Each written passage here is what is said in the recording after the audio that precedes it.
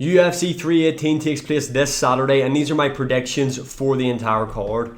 UFC 318 is a sleeper card, in my opinion. Glorified fight night, but there are some really fun fights on the card. Starting off with the main event, we've got Max Holloway, Dustin Poirier 3. I'm looking forward to this trilogy. I know a lot of people were complaining because this is meant to be Dustin Poirier's retirement fight, but this is going to deliver. This is going to be a really fun fight. Is it going to be Dustin Poirier's last fight? I'm unsure. If Poirier beats Max Holloway on some Wolf of Wall Street type shit, he's getting to the mic going, dude, I'm not leaving. I'm telling you right now, if he beats Holloway, this guy's not leaving the sport if he beats Holloway. I just don't see it happening. I don't see him beating Holloway though. I think Max Holloway is going to beat Dustin Poirier this time around. I think it's a very different fight, especially from their first fight. I mean, there's no point even looking into that. That was years ago. That was Max Holloway's debut. Their second fight was a lot closer than what people let on. Obviously, people look at the key highlights, which Dustin Poirier had more of in the matchup. You could see that Max Holloway was struggling with the power of Dustin Poirier early on in the fight, especially rounds 1 and 2. But Max Holloway took that fight on somewhat short notice. And really just looked chubby. Like, didn't look like himself in there, but still made it a competitive fight. This is a completely different Max Holloway now. Obviously, he is coming off that KO loss to Ilya Topuria, and that does make me beg the question, is his chin now cracked? You know, we have seen this before with fighters who have really tough, durable chins. They get cracked, they get put out, and their chin's never the same. And if that is the case, there's a high chance Max Holloway gets knocked out in this fight. But I am putting my faith in Max Holloway's chin. I think Max Holloway is really going to dominate this fight, in my opinion. I just think he's going to really out-volume Dustin Poirier. And I just think Dustin Poirier is going to really struggle with the volume of a fully fledged lightweight version of Max Holloway. And Max Holloway has added some different stuff to his game since their second fight.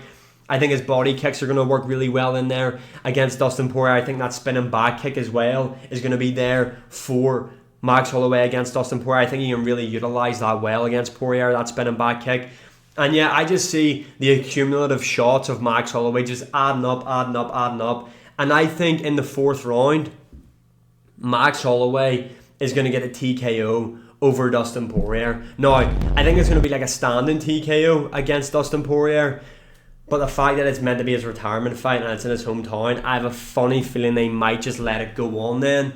And he might make it out, tough it out, and make it to the fifth round. And I think he might make it competitive in the fifth round and go to a judge's scorecard. But I do think Max Holloway's accumulative shots, and it seems like Max Holloway's hitting a lot harder now. It seems like he's sitting down a lot more on his shots. And I like Max Holloway's volume. I like his straight shots, and Poirier does struggle with straight shots. I think Max Holloway takes this. I'm looking forward to it. If Max Holloway doesn't beat Dustin Poirier, I think Max Holloway should retire, because what does Max Holloway do next? This should be like on some WWE type shit, career versus career. But I am going for Max Holloway by TKO. Moving on, in the co-main event, we have got Roman Kopylov versus Paulo Costa. When was the last time Paulo Costa got a win? Was it Luke Rockhold? I'm starting to think it was. I actually think it might be the Luke Rockhold win. What the fuck? Roman Kopylov, obviously the momentum is with him. He hasn't been in there though with elite guys. Paulo Costa has. He hasn't beaten elite guys. Like, his last real notable good win is Joel Romero when he arguably lost that fight. And his style has changed. He's not that come forward marauder anymore. He's really changed up his style. It seems like Paulo Costa just is in this game now for a paycheck, and that's not what Roman Kopylov is in it for. A part of me wants to pick Paulo Costa.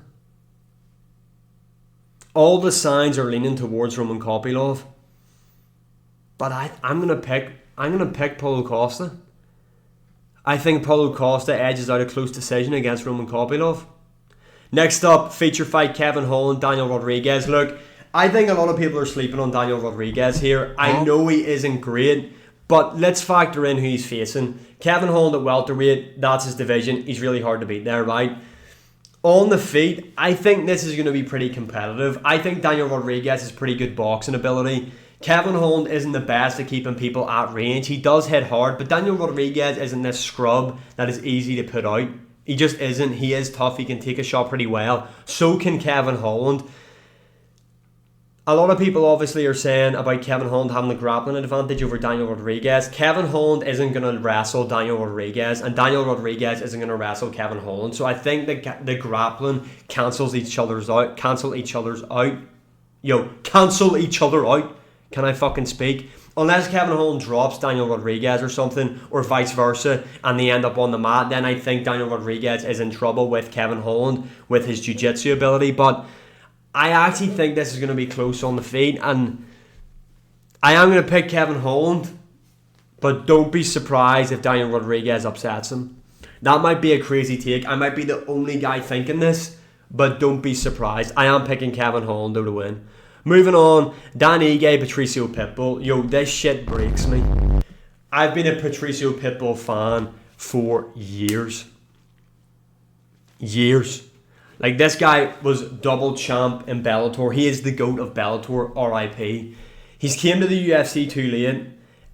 He looked shit against Yair Rodriguez. I thought he was going to beat Yair Rodriguez. I thought he was going to use his wrestling and just maul Yair Rodriguez on the ground. Didn't happen. Was very, very just inactive in there. Look, do I see Patricio Pitbull to win this fight needs to finish Dan Ige, in my opinion. Dan Ige's never been KO'd, he's never been subbed. I don't think Pitbull at this stage of his career is going to be the first man to do that against Dan Ige. I don't think Pitbull beats Dan Ige by decision. He's just not active enough. I don't think he's a better striker than Dan Ige. I think he could maybe cause him problems on the mat, but I don't see him getting Dan Ige to the mat. I actually think Dan Ige is probably going to TKO Patricio Pitbull in this matchup, which is sad because I think Pitbull in his prime could have... I don't think he would have been champion, but I think he would have made a real difference in this division. But at this point of his career, he's like 90 years of age. He is durable still, but Dan Ige hits hard. I think Dan Ige TKOs Patricio Pitbull in this matchup. Moving on, Michael Johnson, Daniel Zellhuber. How the fuck is this on the main card? Daniel Zellhuber will beat Michael Johnson. Moving on, Kyler Phillips, Vinicius Oliveira. I'm really looking forward to this fight. This is a sleeper fight. How is it not on the main card? It's insane. Kyler Phillips doesn't have 3-round cardio. Vinicius Oliveira will lose the first round, but I think in rounds 2 and 3... I think round 2 early on might be close, but I think Vinicius Oliveira will be able to just outwork Kyler Phillips as he drastically fades in this fight. And I rate Vinicius Oliveira. I think he's the best prospect right now in the bantamweight division, and I think he beats Kyler Phillips by decision. Moving on, Marvin Vettori, Brendan Allen. How's this fight not on the main card? Like, it's not going to be a fun fight, but we need excitement in the press conference. These guys fought each other in the casino. Why will they not be up on stage? 2 ranked fighters, may I add. But Michael Johnson, Daniel Zellhuber has to be on the main card. The only reason that fight's on the main card is because Daniel Zellhuber's Mexican. And Dana White's like, I'm gonna fucking blow for Mexico. He's on some John Jones shit for Mexico. Daniel Zellhuber, Michael Johnson shouldn't be on the main card.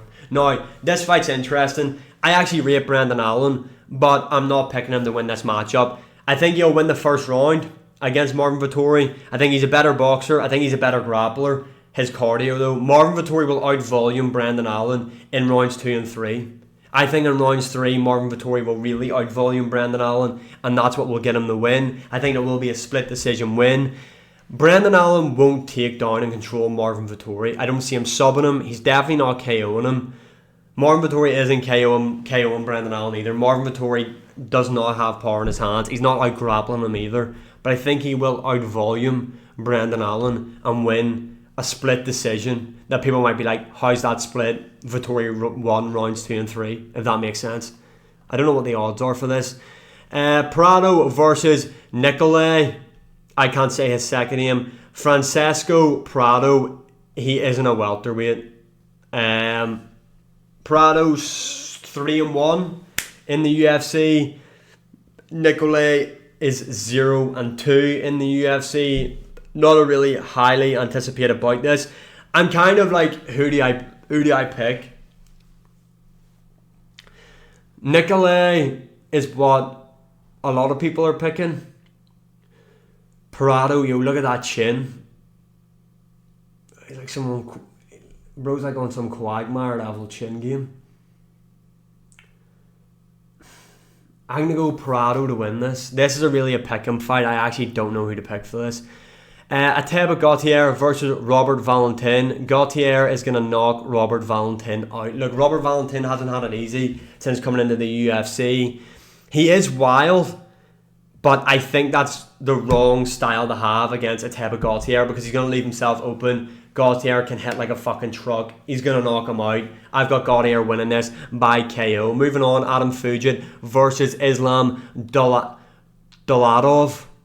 Yo, a lot of people are hyped up on this guy. I think he's 11-1. All those wins coming by finish. Adam Fugit isn't bad, but he is going to get finished in this matchup. I'm looking forward to seeing Islam. There's been a lot of hype around this guy. Obviously, coming off a big win in the Contender Series. I'm looking forward to seeing him in the UFC. I think he gets a finish win here. Moving on, Jimmy Crute versus Marcin Prachnio.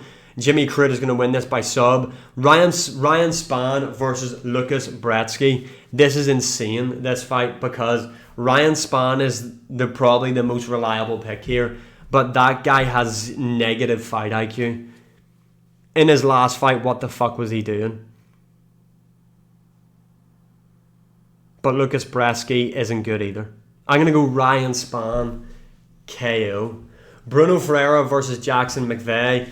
Bruno Ferreira's knocking him out in the first round.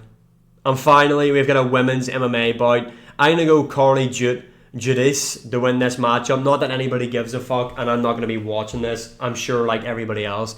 Let me know your opinions in the comments below. Who have you got winning UFC 318? It's actually an underrated card in my opinion. Glorified fight night, but there are some real banger matchups on the card. Let me know your opinions in the comments below. And as always, like, share, subscribe, comment, all that good stuff. And I'll see you again in the next one.